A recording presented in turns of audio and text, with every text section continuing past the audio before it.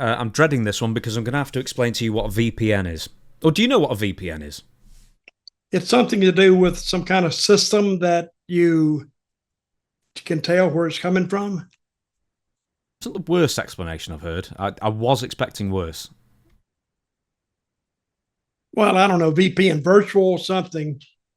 Yeah, okay, I'm going to explain to you what it is, and then I'm going to tell you what the quote was from Stephanie McMahon. You just want to explain to make me look stupid. No, it's a good story, and I just Okay. like it, but it will have.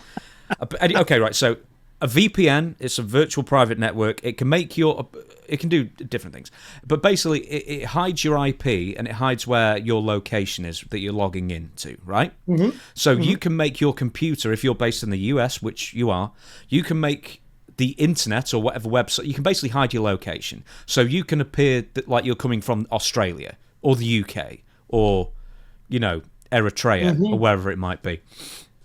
So here's the thing, and I've got to set this up for you, Dutch.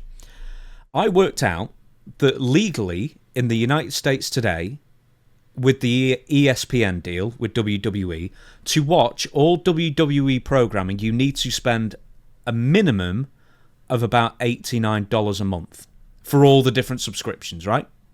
Yep. In the UK, you need about $10 a month. The reason is because we don't have ESPN over the top streaming service, we don't have a lot of things. But all WWE programming is either on Netflix or Saturday night's main event is on YouTube for free if you're outside the US, right? So for us, Mm-hmm. it costs $10 a month, the equivalent of, for you guys, it costs near 90. So anyway, with that being said, Stephanie McMahon has a podcast called Stephanie's Places. Yep. It is a WWE podcast, and it is on ESPN Plus. As you know, WWE just signed a lucrative 5-year deal, $1.6 billion for 5 years, for all of the big shows, the PLEs, right? On the ESPN. On ESPN. Yeah. So, WWE podcast, Stephanie McMahon, on an ESPN show, said, don't. She didn't mention ESPN in this, but she said, Don't do it. you should basically, yeah, don't do it. It's basically, instead of sitting around watching boring commercials and overspending money on watching all this WWE programming in the United States, you could get a VPN and then pretend you're from the UK or Australia or wherever else on Earth, and then watch all of the WWE shows ad-free and much cheaper than if you were in the US and spending it legally. And she said that. She said that. Well, I read it, but I didn't exactly know what she was saying. But she's telling don't take the ESPN and pay what they want. Yeah, and then Get watch the all those VPN. boring adverts. Now, what is a VPN? A virtual private network? Yes, so you can hide your IP, and then therefore you can make it seem like you're coming from the UK, where it's an awful lot cheaper to watch WWE programming. Mm-hmm. Wow.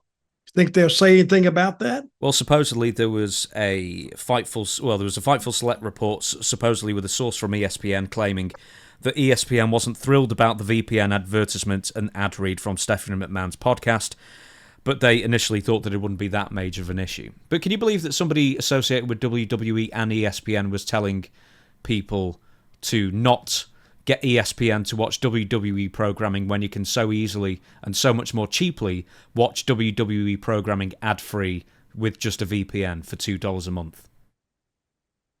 How do you get a VPN? I'm You gonna just get sign mine. up for it. I mean, there's loads of them out there. We're not giving So, any names out.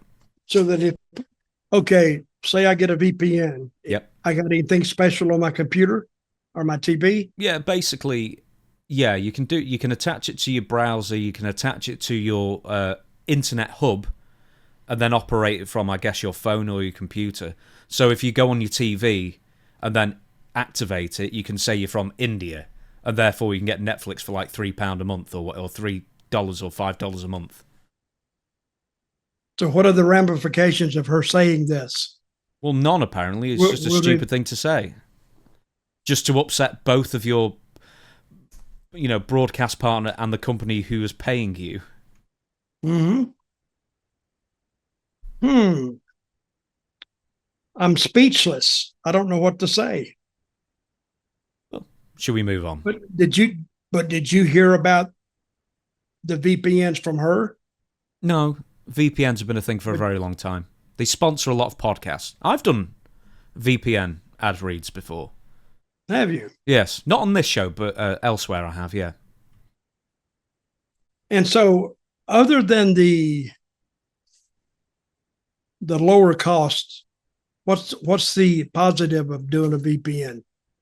Uh, Supposedly, it makes it harder for people to track your internet usage and where you're searching for and stuff like that. I think other people say that it doesn't quite work like that. I don't know. I'm not an expert in these kinds of things.